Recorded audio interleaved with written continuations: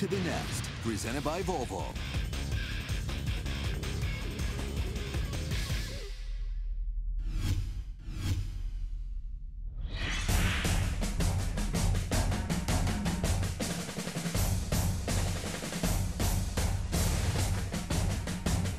What do you consider your best attribute on the football field? I think the way I attack the ball is really good. You know, I do a good job of fighting for it, whether it be in the air, on the ground, or you know, defenders in between me and the ball. I just try to do whatever I can to get the ball, and I also think I run pretty good routes.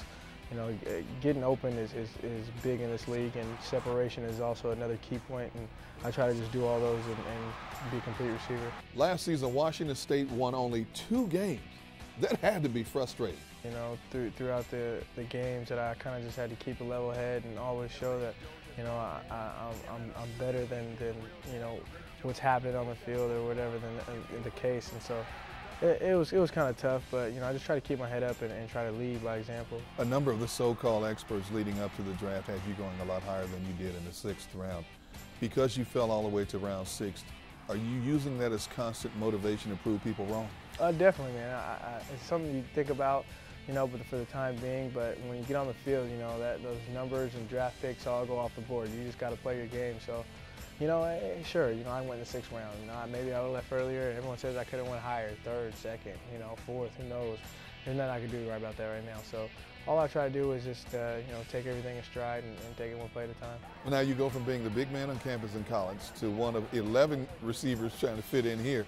What's that like, trying to find your niche here when you're behind the 8 ball, behind 5 or 6 other receivers here already? I mean, it's all right. It's cool. You know, you basically just watching and learning, you know, for the most part. You know, some guys get a little more reps than others, but you know, it's an experience that everyone has to go through, and you know, I'm just trying to take my time, and when I get my opportunity, I'm trying to, you know, do the best with what I got. Got it.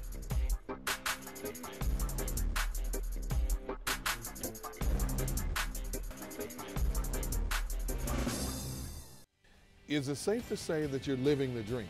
Absolutely. All through high school, I was a basketball player. You know, I was, you know, gangly, skinny kid, just like to play basketball. And I actually thought I wanted to play basketball going into college, and you know, things went for a different turn, and you know, I ended up playing football. And so I would have never guessed I would have ended up in the NFL. You know, my freshman year, I didn't really play that much. Started a few games, and then sophomore year, I kind of contributed. Towards the later part of the season, I made plays. And my junior year, I kind of had a big year, and I was like, man, you know, maybe I can really play. So, you know, it's definitely a dream. You know, you wake up in the morning, throwing the ball to yourself, you know, Sunday mornings, oh, Michael Irvin and all kind of different stuff like that, but it's cool. How have you acclimated yourself to the life in the big city now? Yeah, I grew up in a big city, so it's not really that big of a deal to me. You go check stuff out and get an understanding of the city, to feel for it, and it's a lot different. You know, one thing I kind of had to get used to was the smell.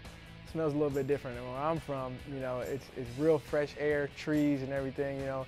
You got to get used to Philadelphia. I really enjoy the city, so I'm glad that I got used to it.